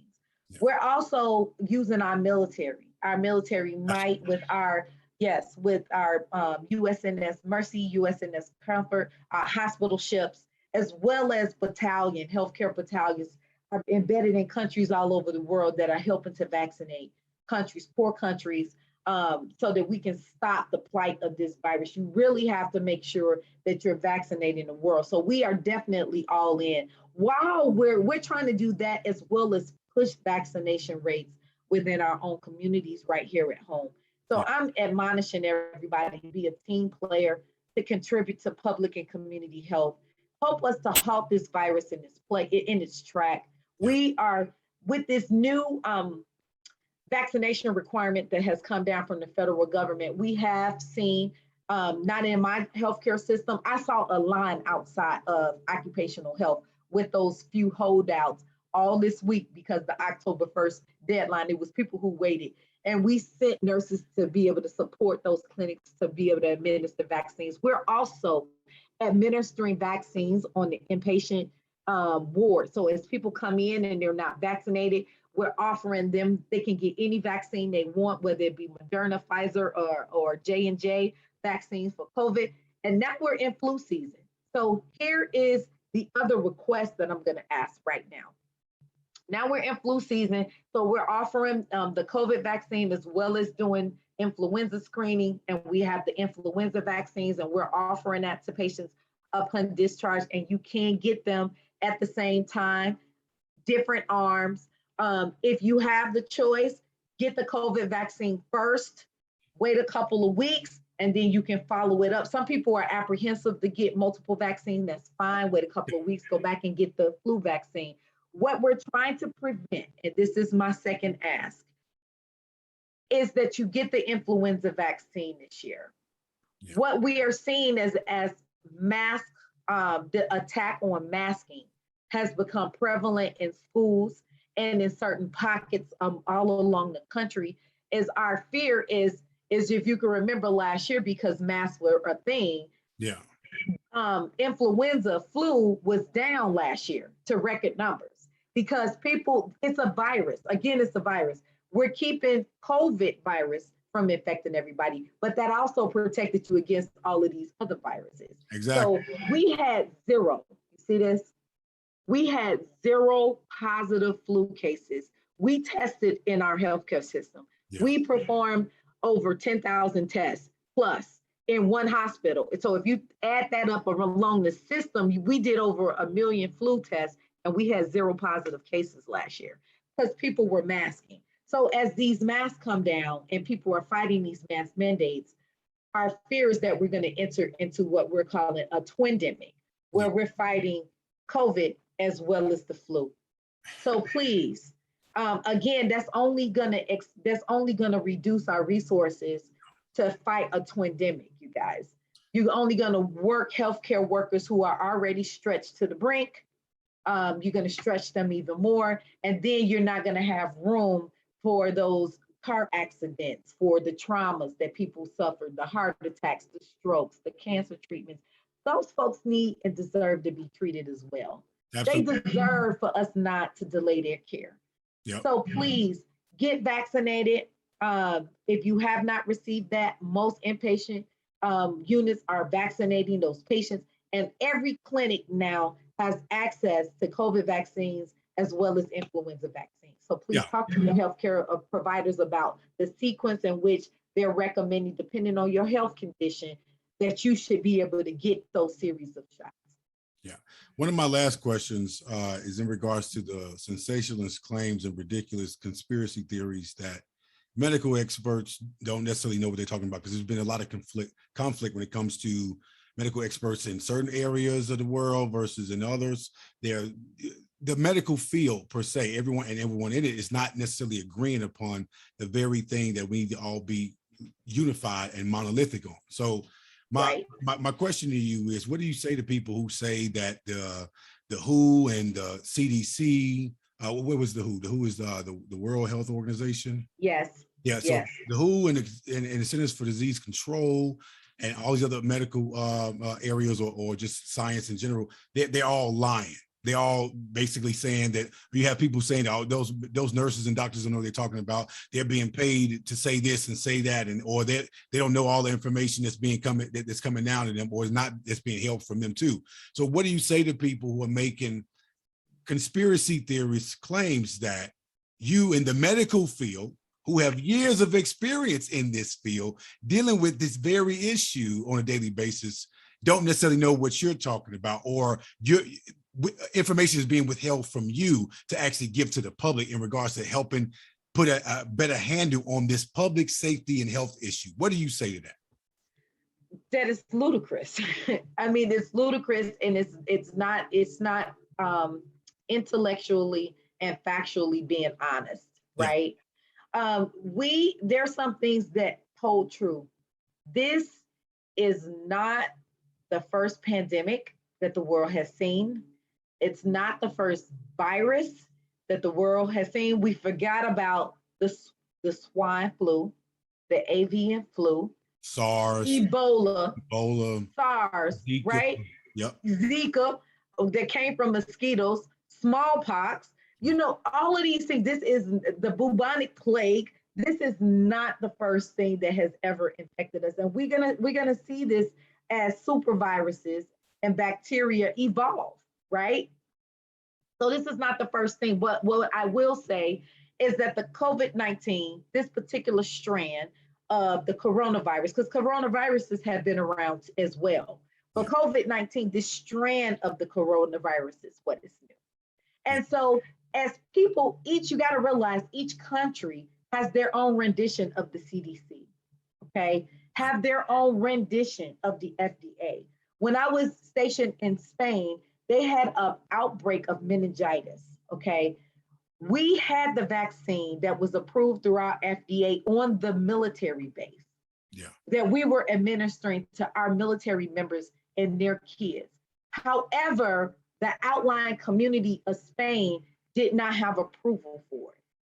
They had people picking it outside the base, slamming the United States for not sharing that vaccine, which we could not share because it had not been vetted through their Spanish health ministry, through their CDC or FDA counterparts that's similar to ours.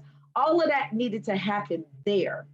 So as each one of these individual countries and places have their own process and their own research that need to be done, what is the mandatory minimum amount of doses that need to be administered for us to determine efficacy, safety, dosing?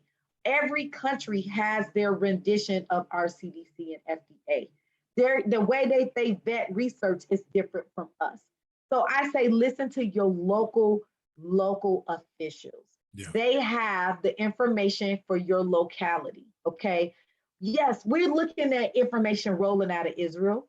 In some countries, as you can remember, before COVID-19 really hit us hard, it had slammed Europe.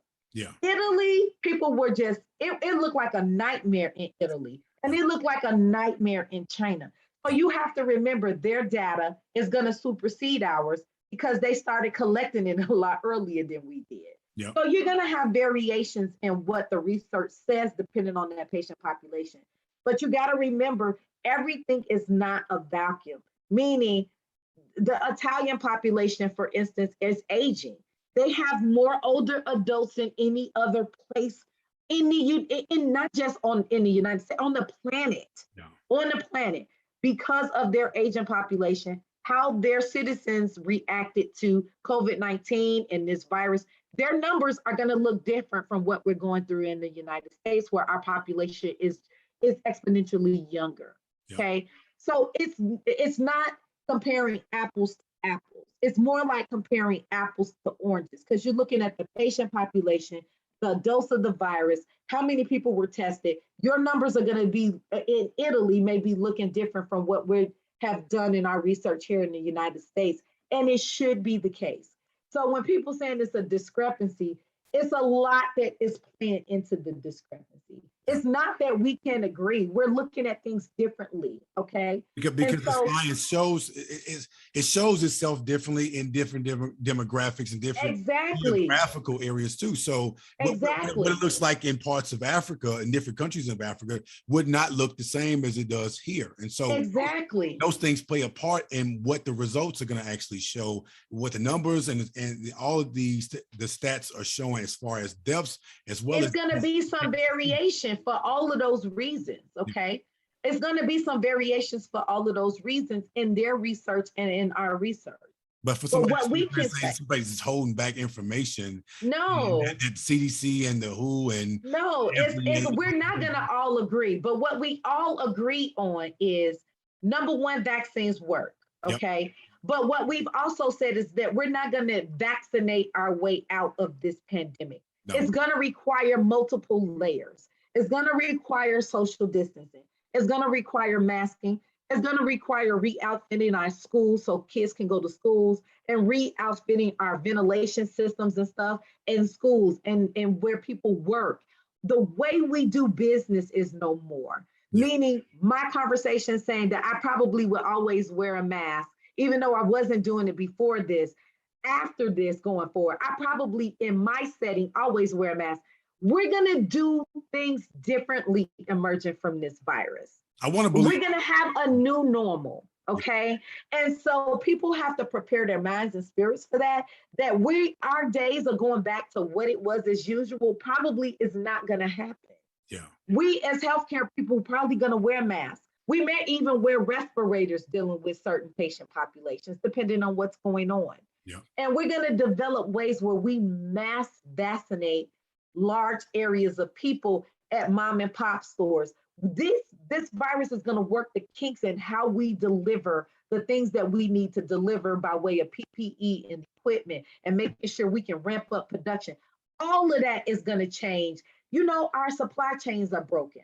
Okay, a lot of our things were made overseas. Now we are making our mask that we use in the hospital is made 100% in the United States, because we have said never again will our supply chain be broken like this, where we cannot protect our frontline workers. Absolutely. So the way we do business, Joey, is going to change forever after this virus. Okay, and so people need to come to that understanding. Nobody is holding out information. It's just that we're learning as we go. Yeah. On what things we need to do in real time. Yeah. And so there is much discussion on, okay, now we know we need to make this change. How are we going to go about that? And the dialogue is about us disagreeing on what that new normal is going to look like. Please be patient with the healthcare providers. We're looking at the data, the research. We're sharing information. We're trying to educate the public. We're trying to look at the research, the data, the new medications. Like, for instance, there's a new medication that is not rolling out, that's under discussion, that says that it has been known to decrease hospitalizations by 50% is by taking a pill instead of monoclonal antibodies, okay, which you need an IV to do. Yeah. So if people can take a pill and there's something we can prescribe to help people with the symptomatology of COVID, hey, let's get this on the shelf. Let's check and make sure it's safe. Stuff are going to be rolling out just that fast. And people just have to be open and just know that as we get the information, bring me back and I'll come back and share all of the new evidence and all of the new drugs. That new drug is under trial right now, but right now they released their preliminary data and it looks good. It looks good. Yeah. And I have always said, for my family, if anything is coming, I'm trying to keep my household and my family safe too. I'm never going to come over here and give advice to your audience, Joey, that I'm not taking and living Absolutely. By myself. I'm definitely the same way. I'm not going to dare sit up here and support or condone anything that I myself are not doing, because I have looked at the research myself. Right. But yeah, I do think my hopefulness and optimism is, it's still there, but it's very dim right now, especially given the fact that humanity is shown me more times than not that we're still making the same damn mistakes we made 100 years ago, and to a point where we haven't made any new mistakes. And so that new normalcy, whatever it is, or whenever it may come, I'm not as hopeful about it, because I've already seen enough from humanity to say we're not going to even be in a better place than where we are right now. Now, obviously, I think we're going to be at a place where we have a better handle on it, but the effects, right, the effects of it is already gone. It's already in play. And so the unfortunate truth to that is the majority of us are going to be on the wrong side of history when we have to explain this shit to our grandkids and great grandkids, if we're alive long enough to see them grow, to even explain to them what happened in this time at 2020 and 2021, and what did we do or not do collectively to get a better handle on it, to actually move forward and progressively get better at this sooner than later. Is it going to take 5 years? Is it going to take 10 years? Is it going to take 20 years? A lot of these questions are going to go unanswered until it gets to that point where now in the history books, this is going to be in our kids' textbooks now, especially in my kids, because I have younger kids. So when they get old enough to go to high school and college, this is going to be on their midterm. What happened during this time? And what did we not do as a society to best help us be able to get in a better place than this? And why were we not monolithic about it? And so, I think we do. We're going to have a lot of changing in policies and practices. And you're absolutely right. It's out there. It's going to be in the history book. It's going to be here for the ages. Yeah. I'm hoping that we become a student of history. I'm hoping. I'm like you. I'm a hopeless optimist. Yeah. And a lot of that is just me being very prayerful and me wanting to do the right thing by the greatest number of people. I don't want to see African Americans being disproportionately affected by this virus and pregnant women dying. It does me it's traumatic for healthcare workers to see these types of things. And so we're just going to keep championing the truth. Yeah. I think that the vaccine mandates, like I said, occupational health was overrun and we had to send nurses. I think the vaccine mandates have been long overdue. I think more are coming. I think people are going to need to be vaccinated to fly. I think people are going to be vaccinated for tour, because these businesses want to get back to work. They do. Hotels want to open up. Yeah. Disney I tell you what, there's a lot of people out here need jobs. If you don't want to work, I'm going to get somebody else the job, and I'm not going to pay you because you're going to be terminated for not getting it. I think that businesses now seeing the crunch and the effects of not opening up, and I feel like we've had a dumbing down of our kids over the last year with them not being in school. Yep. I think all of us are now ramping up in that direction. It has just taken us a while to get there, and for the federal government to come on board. But I think the OSHA requirements for all businesses and then CMS requirements for all healthcare entities are going to force us in the direction that we've been trying to allow our citizenry to make that right decision. I think we've seen, like you, that that's not going to happen. And so now the dominoes are being put in place to say, you will do this. Yep. And so I think it's long overdue. But I think at the time, people were trying to give people a window. They're trying to give them an opportunity and a chance to do right. So they did try dictators and not be looked at as, try.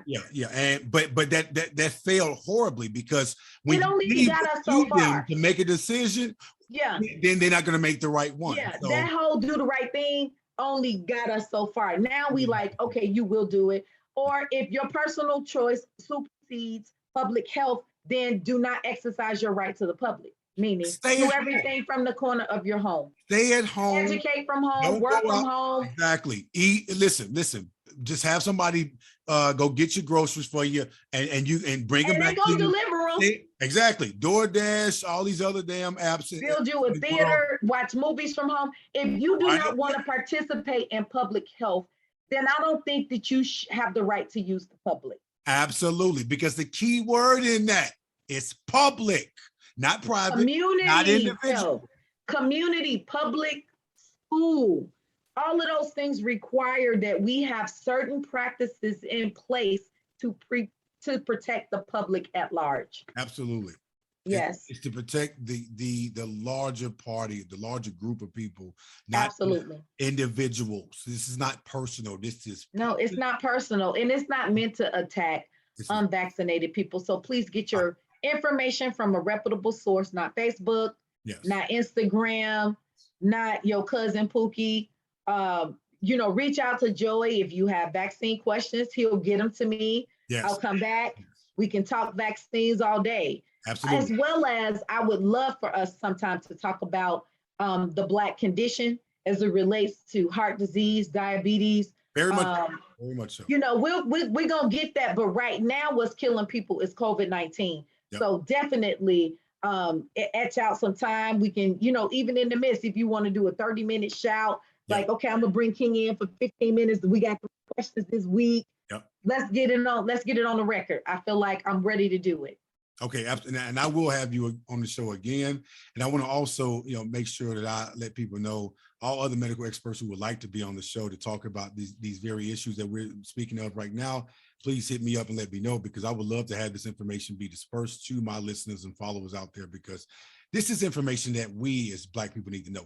The entire world, the entire humanity, the human race need to know these things, but preferably us as Black people, because like I said before, and I'll keep saying again, when you're disproportionately affected by the events that have transpired in the last almost 2 years now, that this is more than a wake-up call.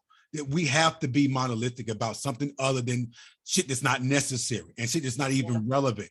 This is very much so relevant to the existence of our race, preferably in this country and preferably in this world, because everything affects us more than it affects anybody else, any other race. And we have to take that, not just with a grain of salt, but we have to take that with the seriousness that it deserves and be able to administer to every last one of us, and making sure that we're all doing what needs to be done to protect ourselves holistically. So absolutely. Thank you so much, Kenya, for being on the show. I know this is going to always be longer than all the other ones. Not saying that the other issues are not as important, but given the ramifications and the situation that we're dealing with right now, with it now being 700,000 and counting people who have died from this virus. The emergency, the state of emergency that we're in right now, we're going to be talking about this every day until we're not so much in this at all anymore. And I don't know when that's going to happen, but I am hopeful and optimistic that it will be sooner than later. And so if you have, like you said, you have questions for Kenya Hester, reach out to me. And even if you have questions that you want to just talk to someone, talk to your local doctors, talk to your physicians, reach out to official medical experts on the CDC website, on the WHO website, even in your local state and city areas too. So you live in different states and cities, so you have those people who are in the medical fields to talk to about these very issues, because this is global. This is everywhere, but it's happening more in the United States than it is everywhere else. And so we have to do our fucking jobs to making sure that we are helping each other stay safe. Joey, tell people to get those kids vaccinated. I keep hearing about, should I get my child vaccinated? Yes, 12 and up. Absolutely. Now, vaccines are coming. Vaccines are coming for 11 through 5-year-olds. And then after that, maybe 2-3 months later, expect the rollout from 4 and under. So please, if your child is 12, vaccinate. Absolutely. That was another question I forgot about. And then that was a very important one too. Thank you so much for even touching bases on that, because kids getting vaccinated is very important, especially when you're trying to push them out to go back to school publicly and be around amongst kids, administrative staff members, custodial staff, all these other people who need to be vaccinated. They are obviously being put in a situation where so much. They have to be now. These states are mandating it for these teachers, in the cafeteria staff, the bus drivers, everything, because we have to keep our unvaccinated kids safe as well. So it is what it is. Absolutely. So again, ladies and gentlemen, please like, share, subscribe to my YouTube channel, and you can find me on Spotify, Speak to the Mic podcast show. Also, you can find me on social media on Instagram and Facebook at Speak to the Mic podcast show. For any inquiries, any suggestions, any advice, any thoughts in regards to this particular matter or any other matter that you've seen on previous episodes, please reach out to me in that way. But make sure you subscribe and comment and like to my channel, because this is helpful information that's going to provide so much content for all of us in the Black community as it pertains to helping us move forward culturally. So again, Kenya, thank you so much for being on the show to talk about this. This has been very helpful, and I'm hoping to get this out to the masses. As many people listening as possible. Get more and more people involved in this, because it's going to take all of us to get a better handle on this. Absolutely. Thank you. I'll be back. Thank you. Absolutely, you will. And so we will touch on other issues that it pertains to us from a cultural standpoint, medically, that's affecting our way of life and being able to live past 60 and 65 years old. So yeah, thank you so much for being on the show. We will talk again, and I pray that you're staying safe and the family is staying safe. Tell everybody I said hey, and we will be around each other pretty soon again. So okay, cousin. All right, I love you so much for everything you're doing. Thank you so much. I love you too.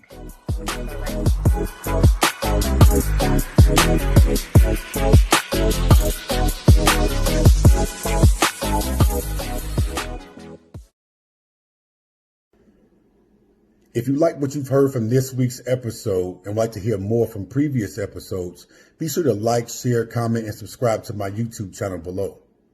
You can also find me on social media platforms at speak-to-the-mic_podcast show on Instagram and Speak to the Mic podcast show on Facebook. Be sure to also like, share, and subscribe to my Spotify page at Speak to the Mic podcast show.